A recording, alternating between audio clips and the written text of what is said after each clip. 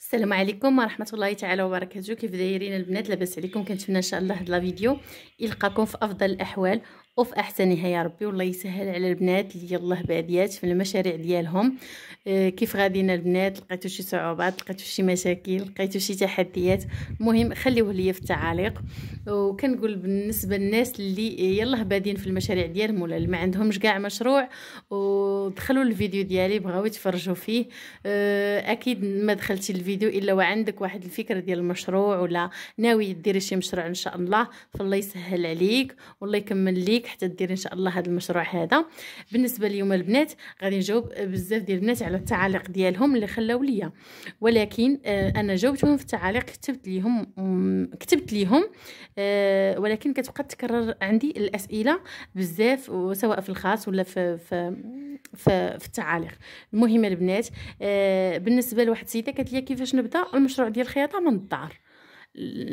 عن التجربه ديالك انت قولي لي كيفاش نقدر نبدا المشروع ديال الخياطه من الدار. المهم البنات، كيف ما بديت في الاول، راني بديت بالسربيته.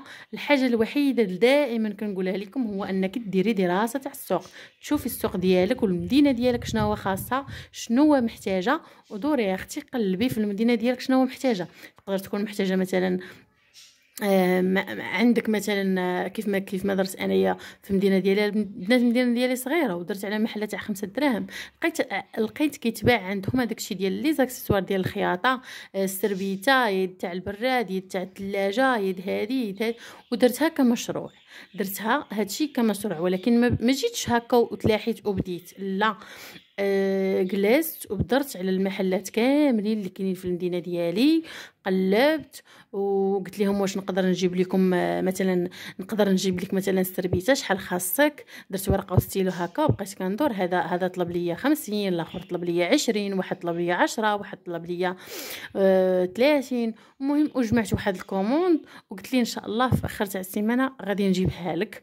ومهم درت معاهم الكلمه وهذا يعني هادشي راه باقا ما خديت توب، ما عندي. المهم عندي غير الماكينه في الدار فقط، عندي غير الماكينه فقط، هادشي اللي كان عندي. فدرت عليهم، قلبت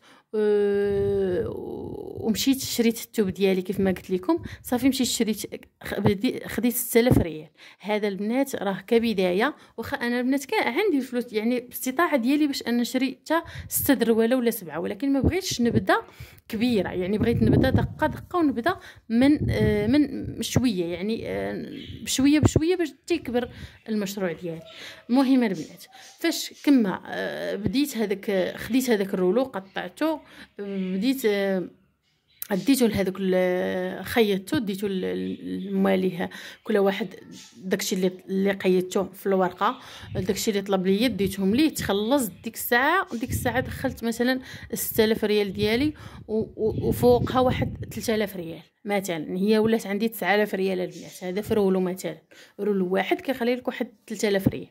ولكن المهم من هنا باش بديت، يعني عاوتاني حطيت ديك 3000 ريال بوحدها، وديك 6000 ريال جبت بها رولو اخر، ورولو اخر. يعني من بعد واحد 15 يوم عاد باش عيطوا لي عاوتاني، قالك بغينا زيدينا من السربيته وزيدينا مثلا من هنا. بديت كنطور وهذا الشيء راه، والفيديوهات ديال القناه ديالي راهم شاهدين على هذا الشيء البنات.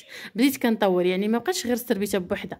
السربيته درت معها يد تاع الثلاجه، درت معها لي زاكسيسوار ديال البراد، درت معها الغطاء تاع الثلاجه، درت معاه بزاف ديال الحوايج. يعني كيف ما قلت لكم بديت كنطور بشويه وما بقيتش كندي لهم غير هذه. يعني كانوا كيطلبوا لي مثلا غير السربيته بوحدها، لا، بديت انا طورت وزدت من راسي، زدتهم شي حويجات واخا ما طلبوهمش ليا، زدتهم ليهم انايا.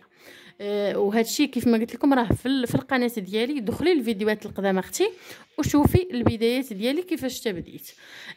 مهم نختصر لكم البنات، بالنسبه اللي بغات تشوف دخلوا الفيديوهات وشوفي البدايات. انا غير كنختصر لكم دابا باش ما نطولش عليكم في الفيديو. هكا باش بديت انا البنات، يعني بديت كنوع في السلعه ديالي. بدا راس المال شويه كيكبر، وبقيت غاده من السربيته وشويه. هذيك السربيته عرفتني على السوق، عرفتني على كليان جداد، عرفتني على ناس اخرين، عرفتني منين نجيب السلعه، عرفتني يعني هكا البنات، يعني انا كنبغيكم وكنصح البنات كاع هكا باش يبداو. كاينين شي بنات اللي تبعوا النصائح ديالي ومازال خدامين في السربيته لحد الساعه، انا ما بقيتش خدامه فيها كيف ما قلت لكم. فانا كنطور من راسي، وكنطور من المشاريع اللي انا كنخدم فيها. يعني انا الا شفت الربح في حاجه راه كنطلق من ديك الحاجه وكنطالق لحاجه اخرى. ما يمكنش نبقى خدامه في نفس الحاجه سنين. المهم البنات، كيف ما انا السربيته راه خدمت فيها مده ديال تقريبا عامين ولا عام ونص هكاك. من بعد كيف ما قلت لكم تعرفت، طلقت يدي في السورجي، طلقت يدي في الماكينه، وتعرفت على السوق كيف ما قلت لكم، وانطلقت للطروفه. من بعد ما جبت واحد الكميه ديال الطروفه ولقيت فيها، خيطتها سريولات، خيطتها بيرميدات، خيطتها. المهم هذيك الطروفه لعبت بهم كيف ما بغيت في البرد، في ايام ديال البرد، وديتهم بعتهم في السوق، لقيت فيهم ارباح. يعني ارباح انا مثلا كانت كتكلفني ديك السربيته ولا كنشري رولو ب6000 ريال، دابا كنشري غير 100 درهم تاع الطروفه، فكتخلي لي اضعاف المضاعفه ديال الرباح. فما بقيتش خدامه في السربيته، بقيت خدامه في الطروفه في ايام ديال البرد سراول وهذا. وجا الصيف، غيجي الصيف وغيجي رمضان. فجا الصيف وجا رمضان، خدمت على كسيوات ديال بنيات صغار، خدمت فيهم حتى هما. فجا رمضان وجدت واحد الكميه اللي هي كبيره. في الفيديو الاخر راني حطيته لكم حتى هو، شوفوا. ففي الفيديو في رمضان، يعني قبل ما يدخل رمضان، كتصورت تبارك الله ما شاء الله واحد 3000 درهم. و3000 درهم يعني من طروفه من لا شيء. هذوك الطروفه الناس كانوا غادي يلوحوهم، انا استغليتهم وخدمت فيهم وصورت فيهم 60000 ريال. من هذيك 60000 ريال مشيت شريت رواله وحدين اخرين وخدمت من هذيك مهمه البنات. في هذيك 3000 درهم فانا ما كنخسرهاش كلها. يعني دائما هنا البنات انا كنتعلم ولا وراه داكشي الدروس اللي كنت قريت في التسويق. فانا قاعده ديالي هي كنخسر غير 40% من هذاك المشروع، من هذاك الشيء اللي كنصور. مثلا 3000 درهم انا غنخسر منها غير 40% هي اللي غنستثمرها في مشروع جديد. كيف ما قلت لك، هاي استثمر فقط 40% في مشروع جديد. يعني هذاك راه كتسمى مشروع جديد.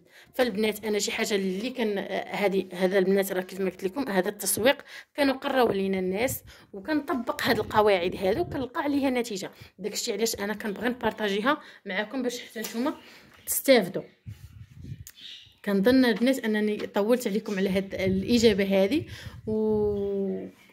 مهم كنتمنى نكون جاوبت كاع البنات بالنسبه لهذا السؤال هذا، كيفاش حتى بديت. كيف ما قلت لكم هذيك 3000 درهم فخسرت منها انا 40% فقط في مشروع شريت بها رواله، شريت بها دوبلو، شريت بها علاقات، شريت بها هذه، وجدت واحد السلعه، واحد الكميه لرمضان.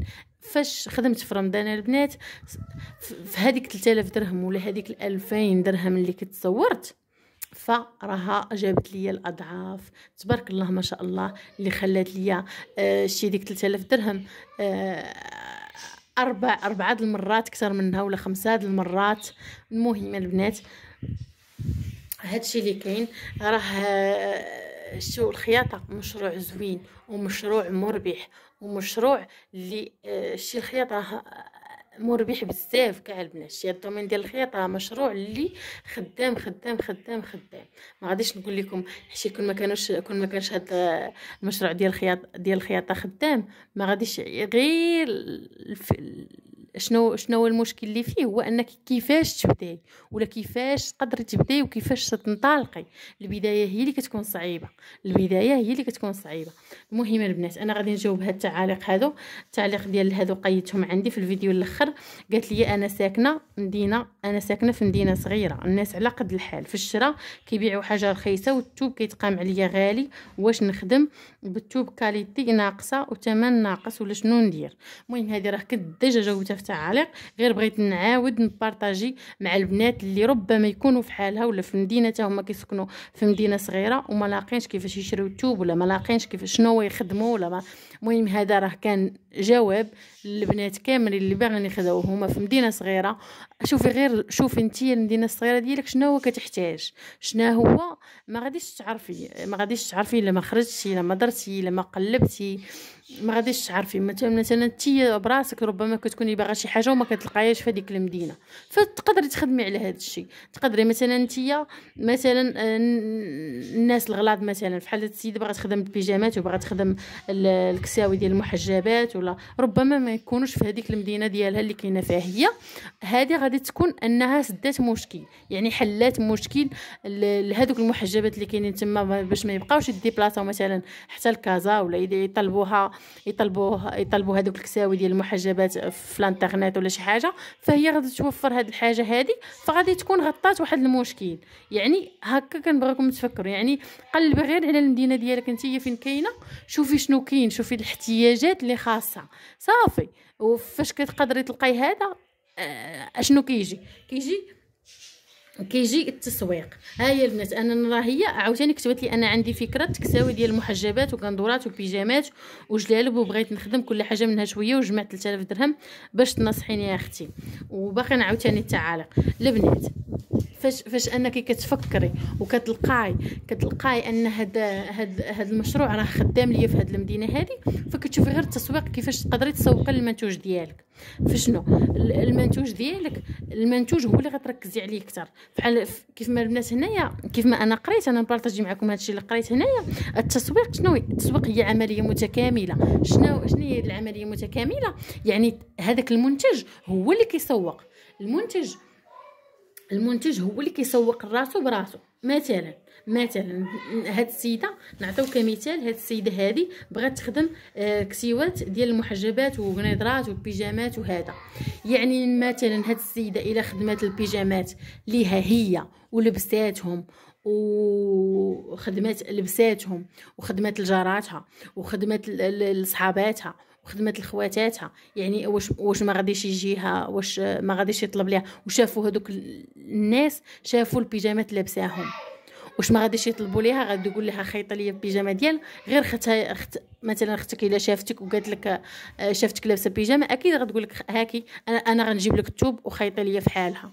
وواحده اخرى عاوتاني، ولا شافتك مثلا لابسه شي جلابه زوينه انيقه وانت اللي مخيطاها، غتقول لك شوفي انا نجيب لك مثلا توب وخيطي ليا في حالها. ومن هنا كتكون، ومن هنا كتعرفي راسك راكي غاده. يعني من هنا باش تقدري تلقاي ناس جداد. يعني واحد كيقولها الواحد، والاتقان ديالك في الخدمه هو اللي غيخلي واحد يقولها لواحد وتجيك الخدمه بزاف. يعني التسويق شنو هو؟ كيف ما قلت لكم التسويق راه هو المنتوج ديالك الا كان زوين هو اللي غيسوق لك الخدمه ديالك. مهم هادشي اللي كاين البنات. هنا راه كاين حساب السعر التكلفه ديال المنتج. يعني كيفاش تقدري ديري السعر ديال المنتج. ان شاء الله الا بغيتو هذه راه ندير لكم فيديو عليها بالنسبه للتسويق. كيفاش بحال مثلا انا عندي فكره باش نبدا، واش بالتسويق ولا بالمنتج. مثلا هاد السيده هذه بغات دير الكساوي، مثلا هذه بغات دير الكساوي وهي باغا تبدا في نظركم باش غتبدا واش تخدم الكساوي ديال المحجبات وتحطهم مثلا دير باج انستغرام مثلا وتبدا تحط الصورات ديالها ولا شنو باش تبدا تحط تصاور هما الاولين وتخدم على التسويق هو الاول، ولا تخدم على المنتج هو الاول. في نظركم غتخدم على المنتج، ولا في نظري غتخدم على المنتج هو الاول. يعني غتخدم على الجلالب والكساوي والبيجامات، تحطهم في لاباج ديالها. هذوك الجلالب وهذوك هما اللي غيجيبوا لها الخدمه ديالها. كيف ما قلت لكم انا في الاول، راه هذا الشيء هذا هو اللي قرينا هنا. يعني التسويق فقط لا يكفي، ايهما نبدا به. يعني باش غادي نبدا، واش بالتسويق ولا بالمنتج؟ هنا كيقول لك ركزي على المنتج اولا. المنتج تسويق شنو؟ التسويق يساوي المنتج عالي الجوده زائد السعر، يعني مقبول. السعر دائما خاصو يكون مقبول، ما زايد ما ناقص. الا كان ناقص، راه عندك شي مشكل تما، راه التوب ولا شي حاجه كيقول لك يعني ماشي شي حاجه ماشي تما. مهم انت ديري، خاصك ديري. الا بغيتو ان شاء الله ندير لكم كيفاش تحطي التسعير ديال المنتج، ولا كيفاش تحطي السعر ديال المنتوج ديالك، خليوها لي ان شاء الله في التعاليق وانا غادي نجاوبكم.